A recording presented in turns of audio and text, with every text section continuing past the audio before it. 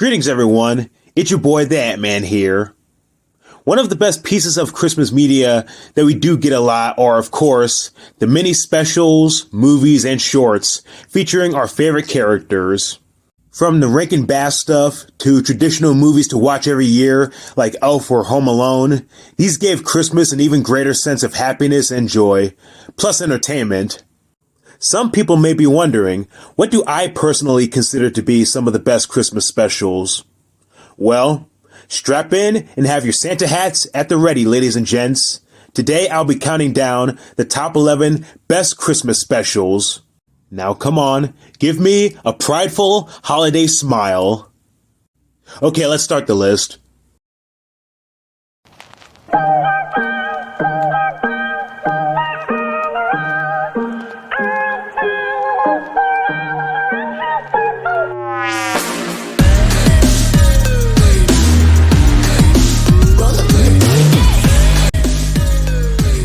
Number 11. Happy Christmas. A Charlie Brown Christmas. Now I know what you might be thinking, but Ant-Man, this is one of the most timeless Christmas specials. Why is it so low on your list? Well, here's the thing. It's not on the list because I think it's not that great of a special, because it is. It very much is. It just seems to have a more simple plot line compared to some other Christmas specials around this time. Then again, that does add more to its charm. It's a simple story about trying to find the true meaning of Christmas and what it means to be happy. I love that Charlie Brown's main conflict is not feeling happy and not understanding what Christmas is all about. The speech Linus gives near the end on stage is, in my opinion, one of the best pieces of writing ever. Granted, the animation is not the best. I mean, they were clearly on a tight budget. But because of how the characters are, the interactions between them, and the music accompaniment all throughout the special, just adds a layer of reasoning as to why people traditionally watch this special every year. The tree that Charlie Brown gets at the end of the special has become an iconic piece of Christmas merchandise. And you know what? This special is every bit of that iconic feel that it gets and deserves. To all of you blockheads, I say, Merry Christmas and good grief.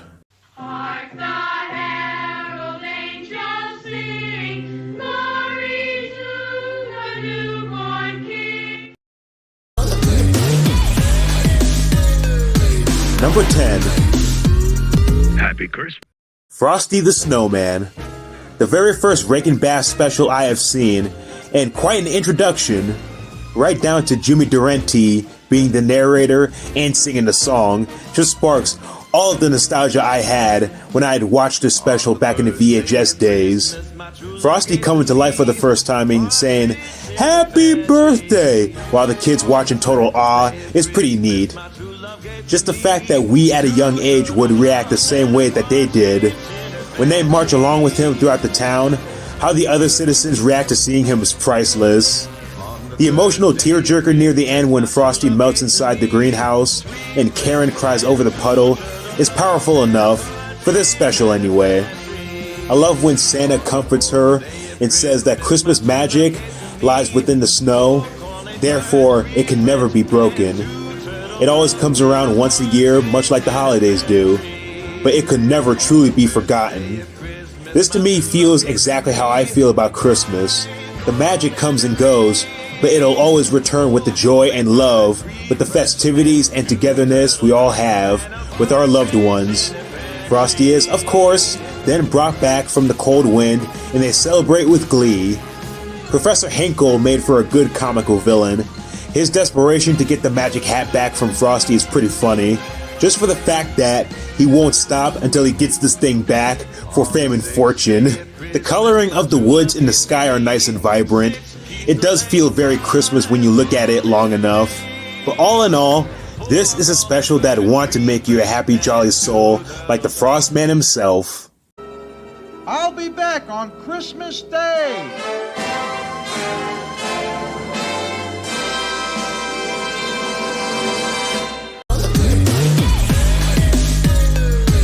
Number 9.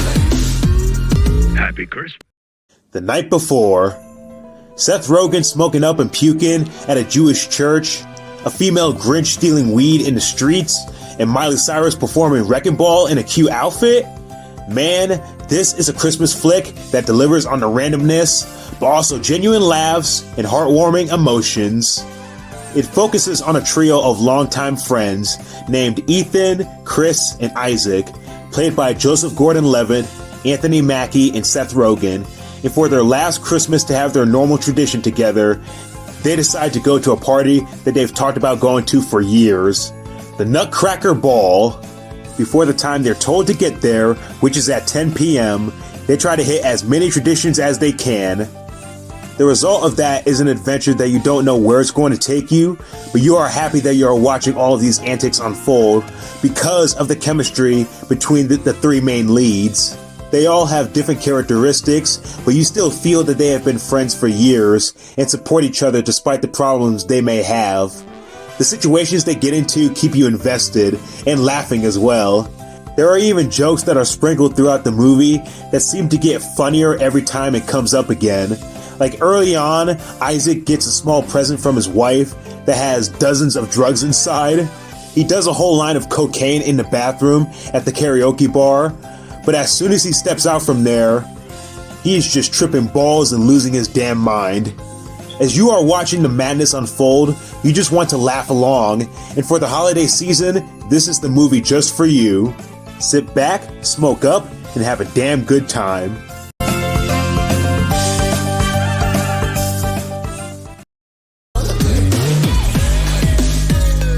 Number 8. Happy Christmas. Santa Sleigh. Ho ho ho from Santa Goldberg himself. This movie is just the right amount of silly. Even right down to the premise being one that is not only cool, but the concept surrounding it is pretty original. The story is about Santa Claus, who is actually a demon from hell, and he lost a bet to an old angel he played shuffleboard with. The deal was, if he lost, he had to be a happy and cheerful giver of presents for children all throughout the world for 2,000 years. Once that time is up, he would go back to his evil ways and give Christmas a bloody makeover. He makes his way down to a town called, ironically, Hell's Township, and our two main leads, Nicholas and Mac, along with the former's grandpa, get themselves wrapped up in this madness to try to put a stop to it. Right off the bat, from the first 3 minutes, you know that this movie does not want to hold back on its sheer ridiculousness. It's got good kills, the jokes and line deliveries are genuinely funny, and Bill Goldberg just makes a badass Santa. In terms of personality, just imagine if Freddy Krueger wanted to take up the mantle of being Santa and just use that to his advantage to kill anyone out in the street during the holidays, even down to him making one-liners. The other actors all do a good job as well. I like the romance between Nicholas and Mac, and Grandpa is charming and witty from his grumpy and yet still loving heart. The production quality seemed pretty good for a movie like this. It really does feel like they tried to get that Christmas feel, with slasher elements of course, and they succeeded in every way. If you're sick and tired of seeing Santa portrayed as a pretty innocent icon, this movie is just for you to see our man go to the dark side and jack these people up. Give it a watch and have a nice ride on a one-horse sloping sleigh to hell.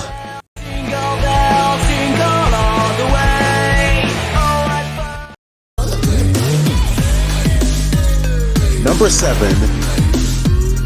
Happy Christmas.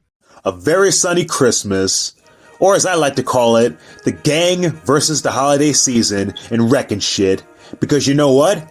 That is what it is.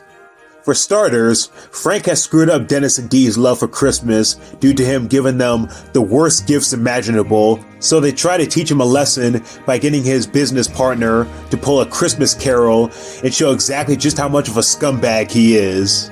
Meanwhile, Mac and Charlie seem to be getting mixed up on what they thought Christmas was about in their past as young kids, but as they think about it now, they were wrong. Therefore, they try to make things right themselves and undo the damage they made in the past.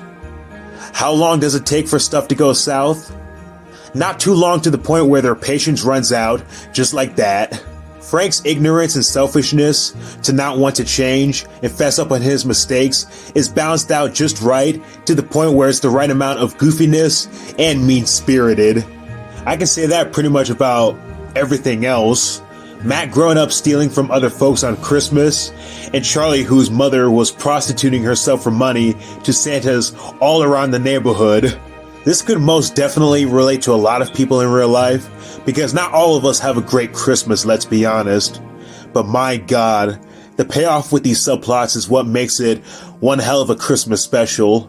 From the jokes, quotes, and shock value, this is a special you would wish a sunny Christmas for in Philly. I want the last one! Shit, should we give it to Ricky Falcone? No, let's keep it. No, we're gonna give it! Keep that! Number 6. Happy Christmas. How the Grinch Stole Christmas, the original and the live action. If Ebenezer Scrooge was dipped in green paint and was added some fur, we'd get the curmudgeon of Whoville himself right here. From the actions, to the memorable quotes, to the overall message of Christmas, the Grinch alone as a character is shown in a similar light, but is expressed differently in certain areas of development. I think it's because of the length of both variations. The 1966 version by Chuck Jones was set to be told in half an hour, but because of the coloring and character designs, not to mention the music and narration, it makes it all the more memorable and fun as you'd expect in a half an hour Christmas special. The Grinch is a very eccentric grump, and yet very conniving. The grins he does would make an evil mustache villain curl a smile. Cindy Lou Who as the main innocent works into the story as a foil to our main protagonist. In the live-action version, she's shown to be a lot more determined and willing to let the Who see that there's more to the holiday other than how your house looks with lights and ribbons. The town, though, gives you the feel of citizenship of those who love Christmas, and while it is exaggerated a bit, it doesn't matter much because it makes you feel warm inside. Even at the end when they stay happy without their gifts, which makes the Grinch grow more of a heart that is inches bigger than before. It's quite an impactful tale if you really think about it. By the way, while we're on the subject of the live-action version, Jim Carrey owns it as the Grinch. His physical comedy and line deliveries are some of the best on-screen performances I've seen in any movie, period.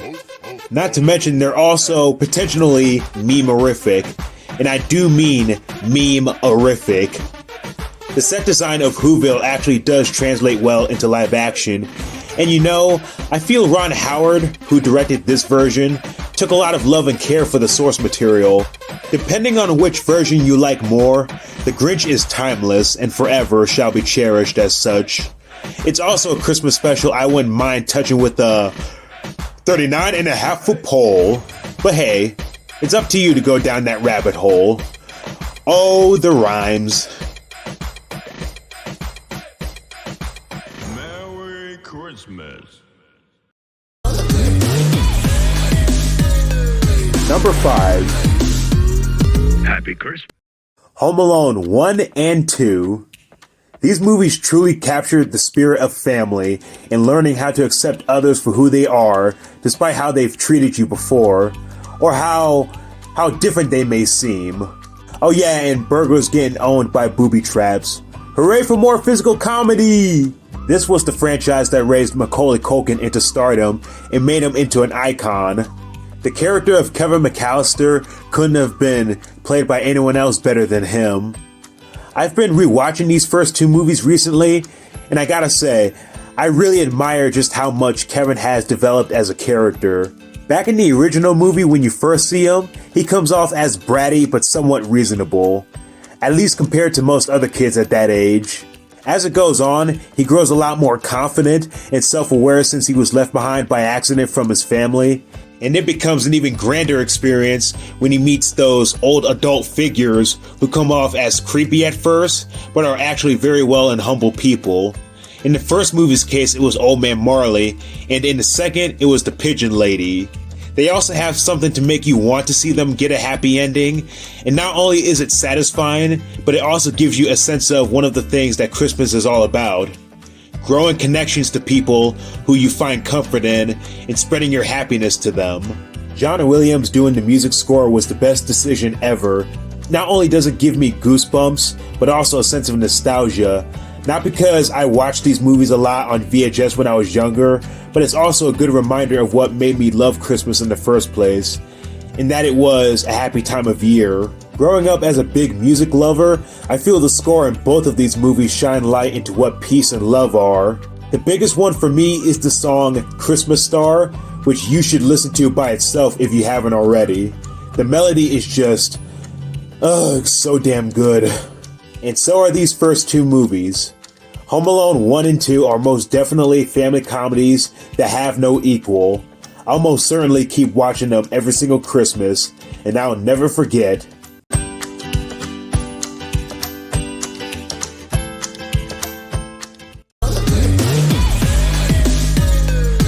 Number 4. Happy Christmas. Elf. There is no denying it. This movie just has a certain level of odd but fun charm to it. Most of it comes from Will Ferrell himself in the role of Buddy. The story of him traveling to New York to meet his dad, and with all of it coming to a close as he saves Christmas, sounds simple, but how they handle it with the jokes, the situations he gets wrapped up in, and the cast of supporting characters reacting to his quote-unquote madness are what makes this a fun ride to be a part of. James Caan playing Buddy's father Walter was just perfect casting. His reactions to his son and his childlike ignorance are just golden. And of course the idea is that he gets sick of him, but by the end, he is sorry for being so selfish and now wants to accept his son. Ed Asner does an awesome job as Santa. Zooey Deschanel is great as Buddy's love interest. And Mary Steenburgen is good as Walter's current wife.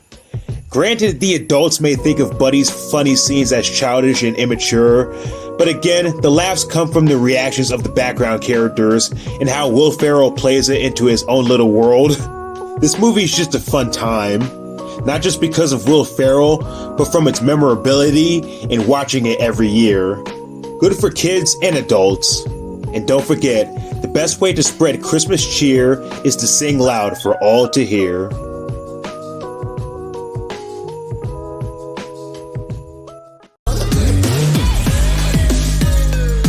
Number 3. Happy Christmas. Disney's The Santa Claus, 1, 2, and 3. One of Tim Allen's best roles, and I mean that in the most sincere way possible. I don't know why, but I just love the idea of a hardworking father actually becoming a figure that is meant to bring happiness to children all across the globe. I also love the supporting cast, including his family like his son, his ex-wife, and her husband.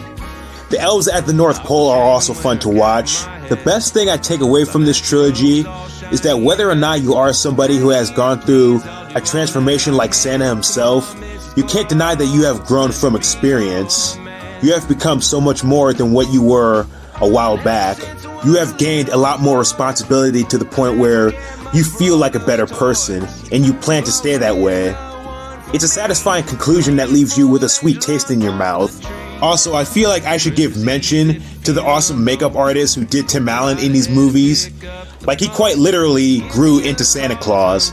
And if I had to list who I think played the best Santa in cinema, Tim would definitely be in my top 3. That is only a little bit of why I consider this to be one of the best Christmas trilogies ever. The Santa Claus is quite the saga to get through, but it is one that'll leave you with good feelings, good vibes, and just a lot of holiday cheer.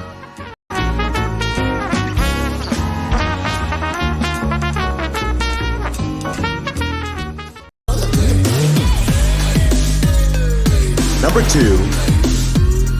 Happy Christmas. SpongeBob Christmas Who. One of my all-time favorite Christmas episodes. Coming from the golden age of SpongeBob, this episode definitely did deliver for the first Christmas outing.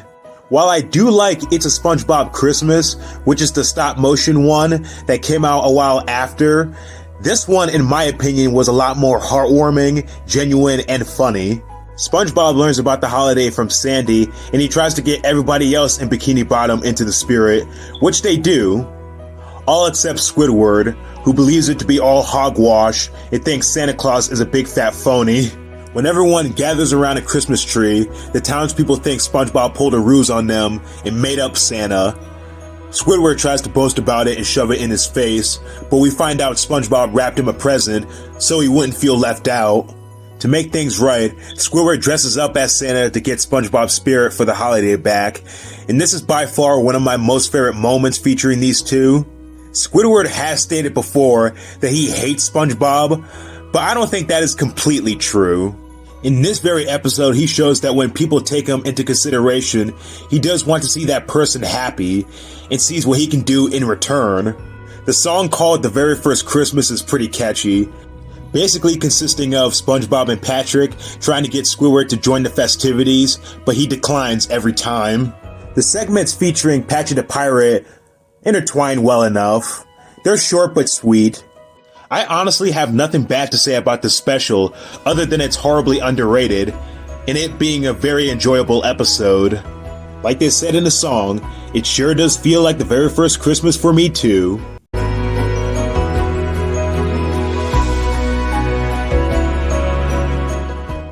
Now before we get to our number one, I've listed some honorable mentions that I must bring up. Christmas Chronicles 1 and 2.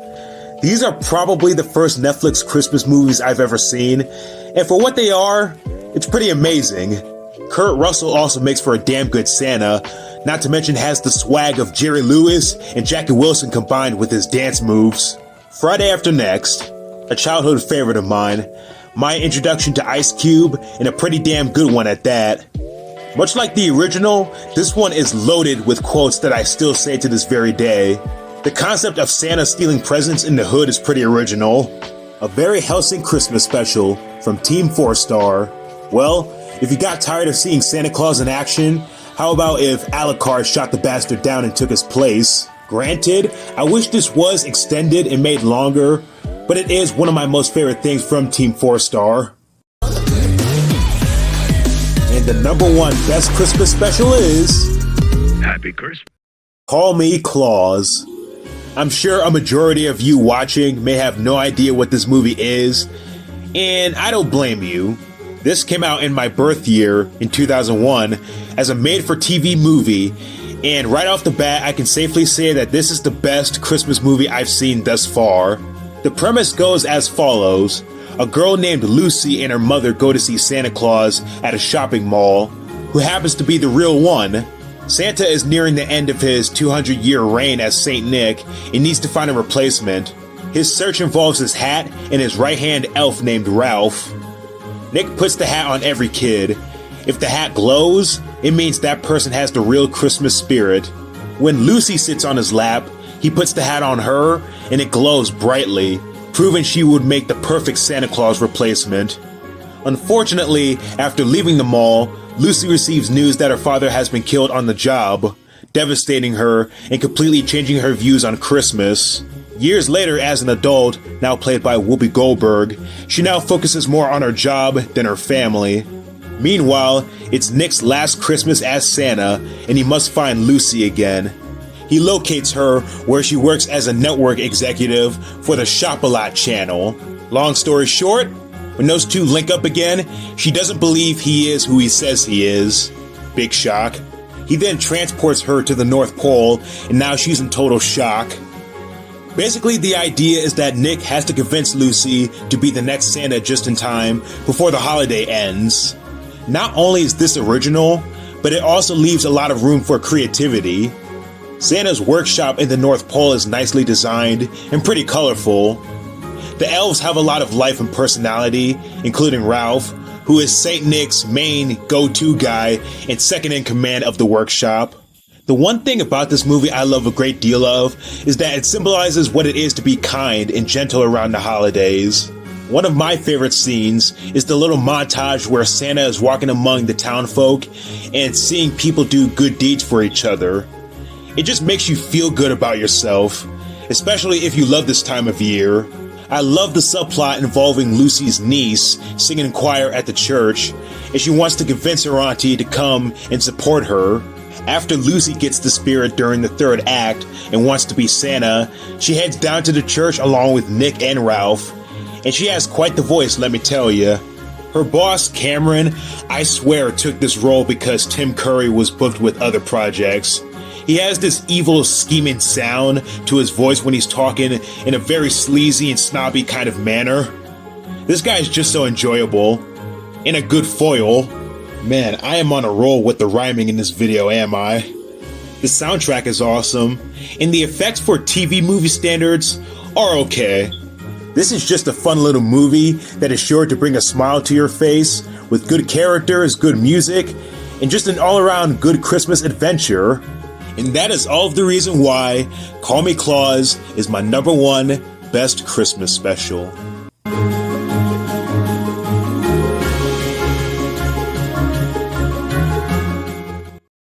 Thank you all so much for watching. And listen, I hope all of you had a Merry Christmas, Blessed Kwanzaa, and Happy Hanukkah. Until next time, here's your boy the Ant-Man signing off. Deuces.